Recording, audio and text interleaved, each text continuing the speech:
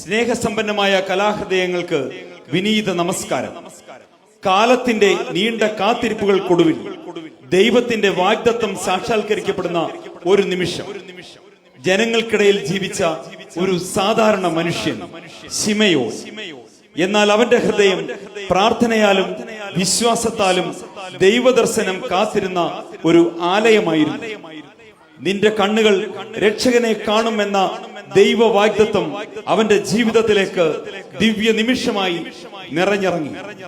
ഇത് ഒരു നാടകം മാത്രമല്ല, ദൈവം മനുഷ്യനെ സ്പർശിച്ച ഒരു അതുല്യ ദിവ്യ നിമിഷത്തിന്റെ ജീവന്തമായ അവതരണമാണ്. വിശുദ്ധ ലൂക്കോസ് എഴുതിയ സുവിശേഷം 2-ാം അധ്യായം 25 മുതൽ 35 വരെയുള്ള വാക്യങ്ങളിൽ സൂചിപ്പിച്ചിരിക്കുന്ന ശിമയോന്റെ ജീവിതത്തിലെ ഒരു ഏട് ഓർത്തഡോക്സ് ക്രൈസ്തവ യുവജന പ്രസ്ഥാനം ഷാർജ യൂണിറ്റ് അവതരിപ്പിക്കുന്ന നാടകം ആരംഭിക്കട്ടെ. ദിവ്യ ദർശനം.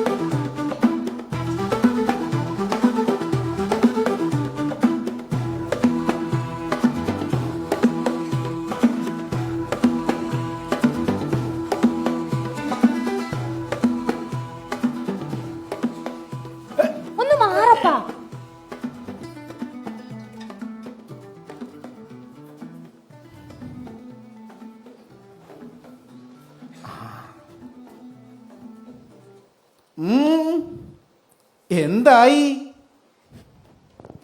നോക്കണ്ട മോളെ, ഏറ്റവും മേൽത്തരമായത് വേണമെന്നാണ് ഈ അപ്പന്റെ ആഗ്രഹം. ഈ യഹൂദ നാട്ടിലെ ഏറ്റവും പ്രഗത്ഭയായ തുന്നൽക്കാരിയല്ലേ നീ? ഒന്നുകൂടെ ശ്രമിച്ചേ, ഈ അപ്പന് വേണ്ടി. ഞാൻ ശ്രമിക്കാഞ്ഞിട്ടാണോ?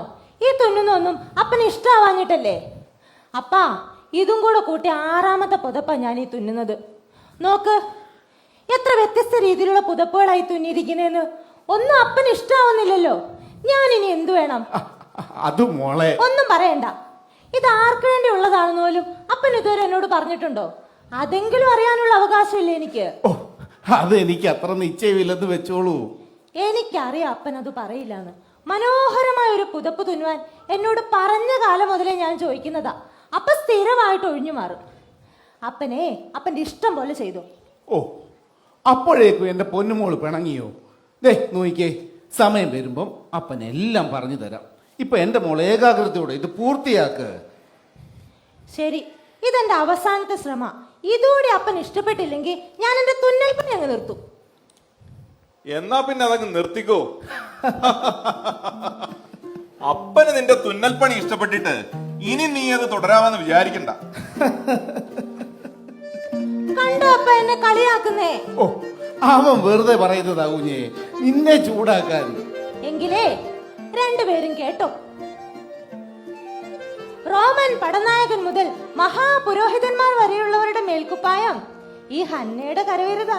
ഓ, അടിയങ്ങൾക്ക് അറിയാമേ. ഇപ്പൊ കൊന്നേണേ പെണ്ണ്.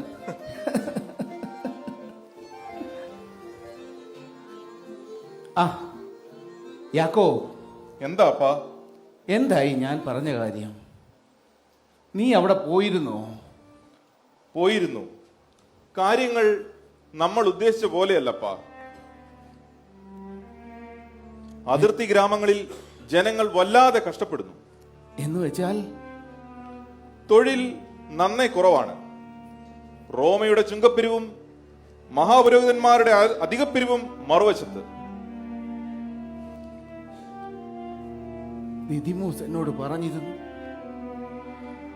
അവിടുത്തെ ജനങ്ങളുടെ അവസ്ഥ വളരെ ദയനീയമാണ്. നേരും നെറിയുമില്ലാത്ത റോമാ ഭരണത്തിൽ ജനം വല്ലാതെ വലയുന്നു. എന്റെ യഹോവേ, ഈ ജനതയുടെ സമാധാനത്തിന് ഇനി എത്ര കാലം കാത്തിരിക്കണം? ഏതായാലും അവരുടെ സമാധാനത്തിനു വേണ്ടി നാട്ടുപ്രമാണിമാരോടും രാജാക്കന്മാരോടും സംസാരിച്ച് അപ്പൻ വേണ്ടത് ചെയ്യാമെന്ന് ഞാൻ അവരോട് പറഞ്ഞിട്ടുണ്ട്. അത് മതി. അടിമനുഖത്തിന്റെ വേദനയിൽ കഴിയുന്ന ആ ജനതയ്ക്ക് വേണ്ടി ആരെങ്കിലും തങ്ങളുടെ സഹായത്തിനായി ശ്രമിക്കുന്നുണ്ടെന്നുള്ള അറിവ് വലിയ ആശ്വാസം ലഭിക്കും അവർക്ക്. ഏതായാലും അപ്പനൊന്ന് വിശ്രമിക്ക്. ഞാൻ യെരുശലേം വരെ ഒന്ന് പോയി വരാം. അപ്പാ! അപ്പാ! അപ്പാ! അവിടെ ആരോ! അപ്പാ! എവിടാ? അവിടെ! നോക്കാം. ആരാ? ആരോ! പേടിക്കാതെ ഹന്ന. എന്താ മോളെ? ഞാൻ പുറത്തിരുന്ന് തുന്നുമായിരുന്നു. അപ്പോ ആരോ ഒരാൾ അവിടെ അകത്തേക്ക് കയറി. അവിടെ ആരോ! അവിടെ! ഞാൻ പോയി നോക്കി വരാം. പേടിക്കാതെ ഹന്ന.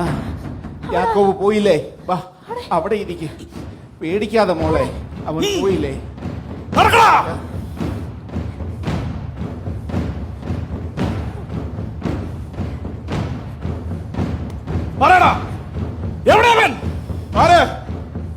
ജോസിഫസിന്റെ അടിമപ്പാളയത്തിൽ നിന്ന് രക്ഷപ്പെട്ട ഒരുത്തനും ഇന്ന് വരെ ജീവനോടിരുന്നിട്ടില്ല.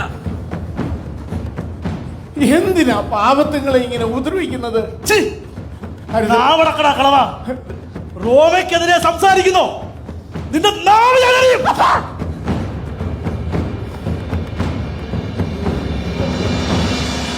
ദേവാലയങ്ങൾ തോറും കയറിയിറങ്ങി ജനങ്ങൾക്കും അടിമകൾക്കും ഉപദേശം നൽകുന്ന ഒരു കിഴവനെ കുറിച്ച് ഞങ്ങൾക്ക് വിവരം ലഭിച്ചിട്ടുണ്ട്. അത് നീ അല്ലാതാകട്ടെ. അവൻ എവിടെ പോയി വിളിച്ചാലും അവനെ ഞങ്ങൾ കണ്ടെത്തും. ഞങ്ങൾ ഇപ്പൊ പോകുന്നു. അപ്പാ, അപ്പാ!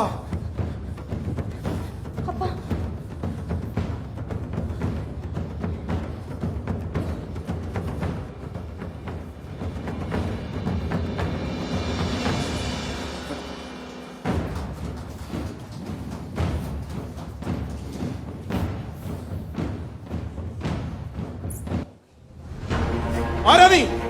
അയ്യോ, ആരാ? യജമാനെ, ആരാ നീ? എന്നൊന്നും ചെയ്യരുതേ. എന്റെ വീട്ടിൽ അതിക്രമിച്ച് കയറിയാൽ പിന്നെ ഞാനെന്ത് ചെയ്യണം? എന്നെ രക്ഷിക്കോ. യാക്കോബ്, നിർത്ത്. നിർത്താൻ. ചെയ്യരുതേ. അവന് പറയാനുള്ളത് കൂടെ കേൾക്കണം. യജമാനനെ, ആരാ കുഞ്ഞേ നീ? യജമാനനെ, എന്തിനാ ഇവിടെ ഓടിക്കയറിയത്? ഞാൻ റോമൻ സേനാനായകൻ ജോസിഫസിന്റെ അടിമകളിൽ ഒരാളാണ്. എന്താ നിന്റെ പേര്? എന്റെ പേര് ലാസർ. എന്റെ പേര് ലാസർ. നീ എങ്ങനെ ഇവിടെ വന്നു? കാലങ്ങളായി ആരും എന്നെ ആ പേര് ചൊല്ലി വിളിക്കാറില്ല. അതുകൊണ്ട് ഞാൻ എന്റെ പേര് തന്നെ മറന്നുപോയി. അടിമയല്ലേ ഞാൻ, അടിമ. നീ എങ്ങനെ ഇവിടെ വന്നു ലാസർ? എല്ലാം പറയാം. എനിക്ക് അല്പം വെള്ളം വേണം. അമ്മേ, അമ്മേ. യജമാനന്റെ പേരെന്താന്നാ പറഞ്ഞത്? ജോസിഫസ് ഒരു മനുഷ്യജീവിയാണെന്ന പരിഗണന പോലും നൽകാതെ മൃഗങ്ങളെ പോലെ മനുഷ്യരെ അടിമകളാക്കി പണിയെടുപ്പിക്കുന്ന ഒരു ദുഷ്ടനാണ് അയാൾ.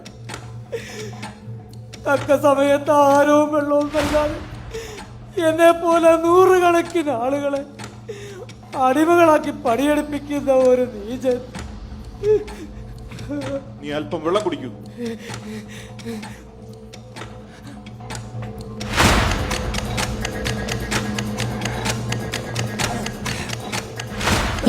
എന്നാ മോൾ അകത്തേക്ക് പോയിക്കോളൂ. എന്നോട് ക്ഷമിക്കണം. ജീവിക്കുവാനുള്ള കൊതി കൊണ്ടല്ല, മരിക്കുവാനുള്ള പേടി കൊണ്ടാണ് ഞാൻ ഇങ്ങോട്ട് ഓടിക്കയറിയത്. ഇരുള് വീഴുമ്പോഴേക്ക് ഞാൻ എങ്ങോട്ടെങ്കിലും ഓടി മാറിക്കൊള്ളാം.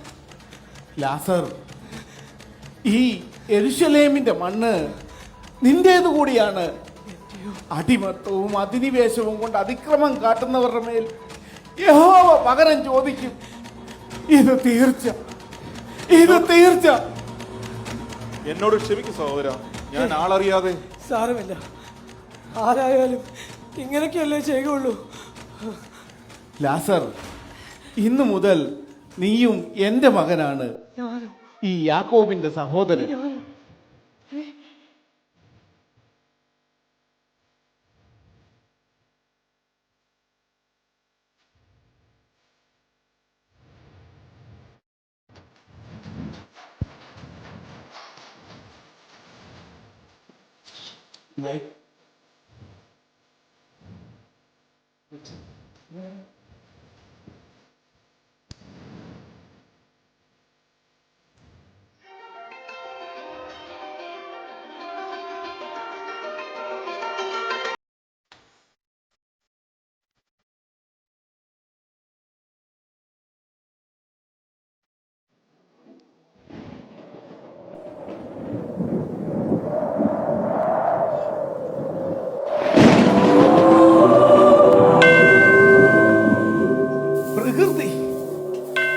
പ്രകൃതി വല്ലാതെ ശോഭിച്ചിരിക്കുന്നല്ലോ.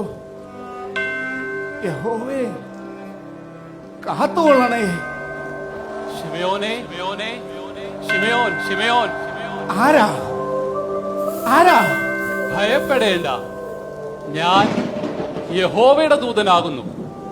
എനിക്ക് നിന്നോട് ചിലത് സംസാരിക്കുവാനുണ്ട്. യഹോവേ, ഒരു യോഗ്യതയുമില്ലാത്ത അടിയനെ നീ സന്ദർശിക്കുന്നുവോ? ദൈവജനത്തിനു വേണ്ടിയുള്ള നിന്റെ കണ്ണുനീരും പ്രാർത്ഥനയും യഹോവയുടെ സന്നിധിയിൽ എത്തിയിരിക്കുന്നു.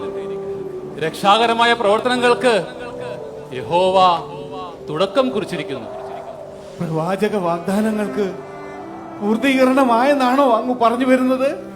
ലോകത്തിന്റെ പാപത്തെ ചുമക്കുവാൻ ദൈവത്തിന്റെ കുഞ്ഞാട് ഭൂമിയിൽ അവതരിച്ചിരിക്കുന്നു. കണ്ടില്ലേ, വടക്ക് ദിവ്യനക്ഷത്രം ഉദിച്ചത് കാലങ്ങളായി മസിഹായുടെ ദർശനത്തിനു വേണ്ടിയുള്ള നിന്റെ കാത്തിരിപ്പിന് വിരാമമാകുന്നു. ഈ വൃദ്ധന് സന്തോഷമായി. ഈ നിമിഷം മരിച്ചാലും ഞാൻ ധന്യനാണ്. ശിമയോനെ, നിന്റെ പ്രവൃത്തികളിൽ യഹോവ പ്രസാദിച്ചിരിക്കുന്നു. ലോകരക്ഷിതാവായ ക്രിസ്തുവിനെ നിന്റെ കണ്ണുകൾ കണ്ട് കാണും വരെ നിനക്ക് മരണം ഉണ്ടാവുകയില്ല എന്ന് ഞാൻ സത്യമായും നിന്നോട് പറയുന്നു.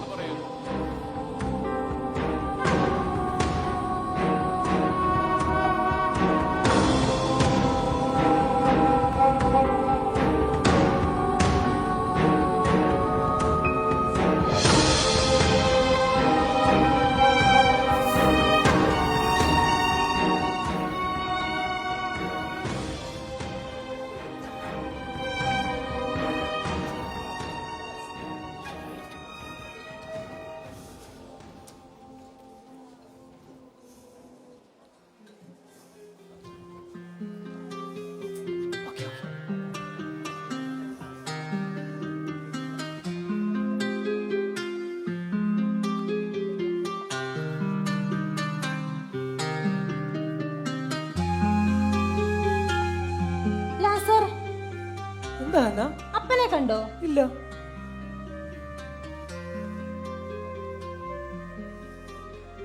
ആ ദേവാലയത്തിലേക്ക് പോകുന്നു എന്ന് പറഞ്ഞിരുന്നു. എന്തു പറ്റി ഹന്ന, നിന്റെ മുഖം വല്ലാതെ വാടിയിരിക്കുന്നല്ലോ. വല്ലാത്ത നിരാശയിലാണ് ഞാൻ. അമ്മയുടെ മരണശേഷം അപ്പൻ ഞങ്ങളെ ഏറെ സ്നേഹത്തോടെയാണ് വളർത്തിയത്. ചെറുപ്പം മുതലേ ഞാൻ തുന്നൽ പണികൾ ചെയ്യുമായിരുന്നു. കുറച്ചു നാൾ മുമ്പ് എന്റെ ജീവിതത്തിലെ മനോഹരമായൊരു തുന്നൽ അപ്പൻ ആർക്കോ നൽകുന്നതിനെ ആവശ്യപ്പെട്ടു. പക്ഷേ ഞാൻ ചെയ്യുന്നതൊന്നും അപ്പൻ ഇഷ്ടമാവുന്നില്ല. നീ വിഷമിക്കാതെ ഹന്ന, എല്ലാത്തിനും ഒരു വഴിയുണ്ടാകും.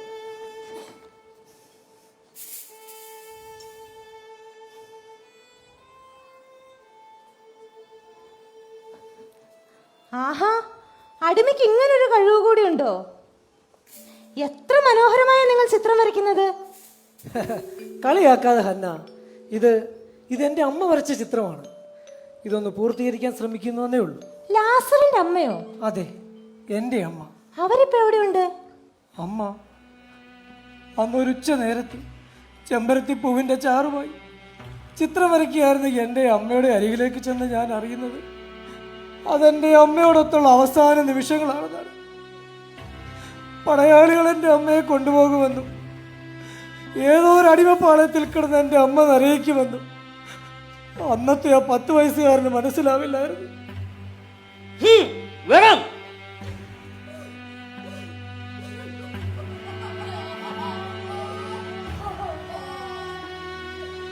കേട്ടില്ലേ? വേണം മതിയാക്കുന്നിന്റെ വണ്ടിയില് അടിമയാണ് നീ.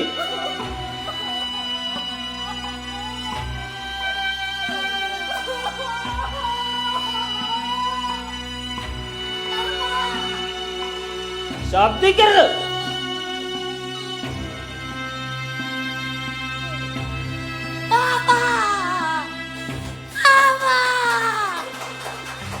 പടയാളികളുടെ കാല് പിടിച്ച് കരഞ്ഞിട്ട് അവർ എൻ്റെ അമ്മയെ കൊണ്ടുപോയി.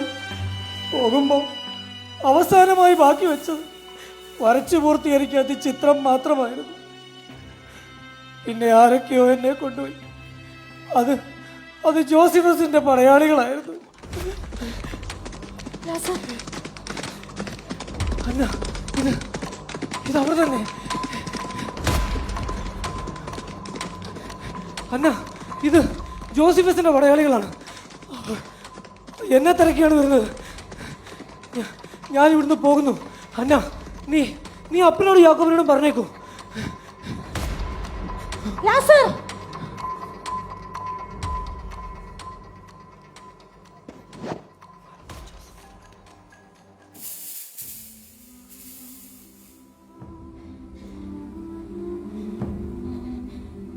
ഇതെത്ര മനോഹരമായിരിക്കുന്നു.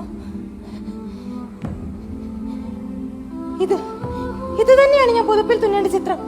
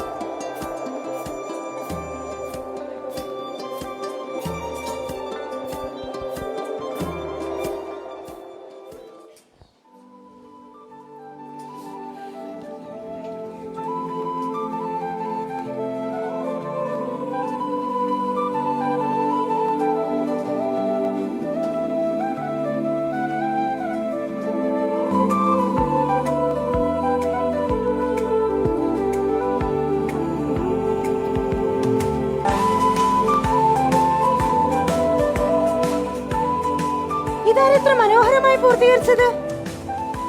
ലാസർ ലാസർ തിരികെ വന്നിരുന്നുവോ? നീ എന്താ മോളെ പറയുന്നത്? ഇത് ചെയ്തത് മോളല്ലേ? അല്ല, ഞാനല്ല. എന്താ സംഭവിച്ചതെന്ന് എനിക്കറിയില്ല. നോക്കപ്പ, എത്ര മനോഹരമായിരിക്കുന്നു.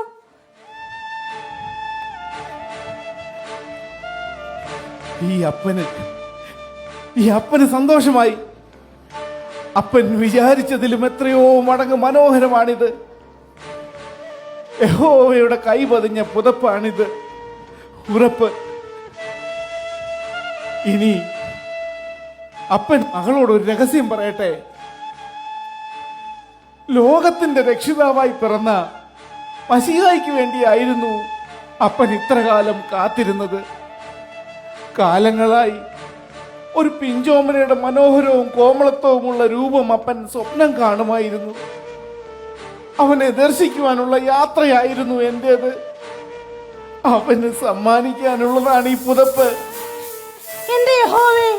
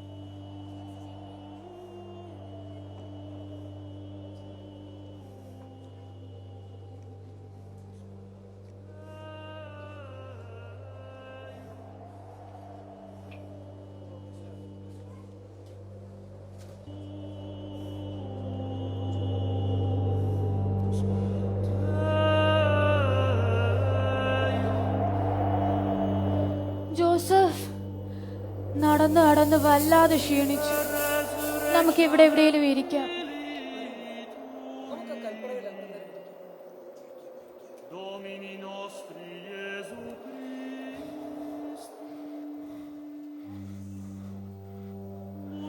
ജോസഫ്, എനിക്കെന്തോ വല്ലാതെ ഭയം തോന്നുന്നു. എന്തിന്? നാം നിൽക്കുന്ന ഈ ദേവാലയ പരിസരത്തല്ലേ? ആ ഹെറോദാവിന്റെ പടയാളികൾ അവർ നമ്മെ തിരിച്ചറിഞ്ഞ് നമ്മുടെ കുഞ്ഞിനെ എന്തിനും അറിയാം, യഹോവയായ ദൈവം നമ്മോട് കൂടെ ഉണ്ട്.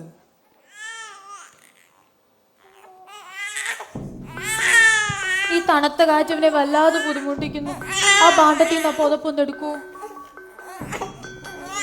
അയ്യോ മറിയം, ആ സാണ്ടം ഞാൻ ആ കൽപ്പന വെച്ച് മറന്നിരിക്കുന്നു. തൽക്കാലം ഈ മേലങ്കി ഞാനത് എടുത്തിട്ട് വരാം. വേണ്ട ജോസഫ്, ഞാനിവിടെ ഒറ്റയ്ക്ക്. കുഞ്ഞെന്തിനാ കരയുന്നത്? അവന് വല്ലാതെ തണുത്തിട്ടാണെന്ന് തോന്നുന്നു.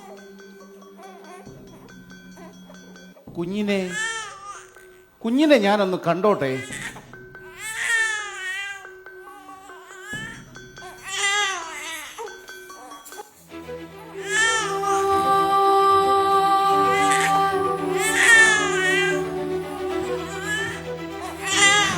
യഹോവേ, എന്റെ യഹോവേ, ജാതികൾക്ക് വെളിപ്പെടുവാനുള്ള നിന്റെ പ്രകാശവും നിന്റെ ജനമായ ഇസ്രായേലിന്റെ മഹത്വത്തിനുമായി നീ സകല ജാതികൾക്ക് മുമ്പിൽ ഒരുക്കിയിരിക്കുന്ന നിന്റെ രക്ഷയെ എന്റെ കണ്ണുകൾ കണ്ടുവല്ലോ.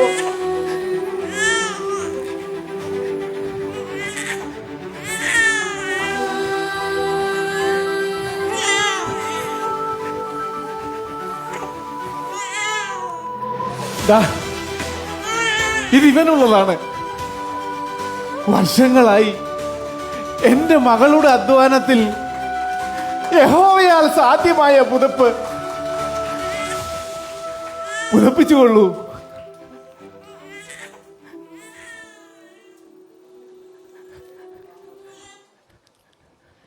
കുഞ്ഞിന്റെ കരച്ചിൽ നിന്നുവല്ലോ. കുഞ്ഞിനെ ഞാനൊന്ന് എടുത്തോട്ടെ.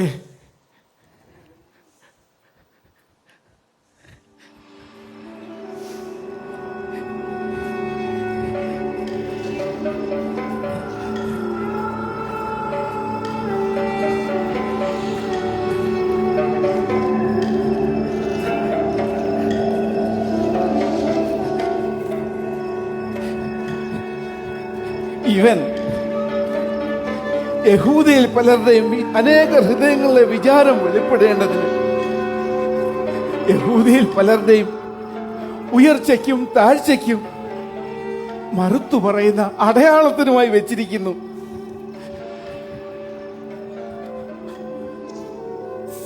മറിയ, നിന്റെ സ്വന്തം പ്രാണനിൽ കൂടിയും ഒരു നാൾ വാൾ കടക്കും. ഭയപ്പെടേണ്ട, എല്ലാം നന്മയ്ക്കായി ഭവിക്കട്ടെ. അപ്പാ, ലോകരക്ഷിതാവിനെ ഞങ്ങൾക്കും കാണണം.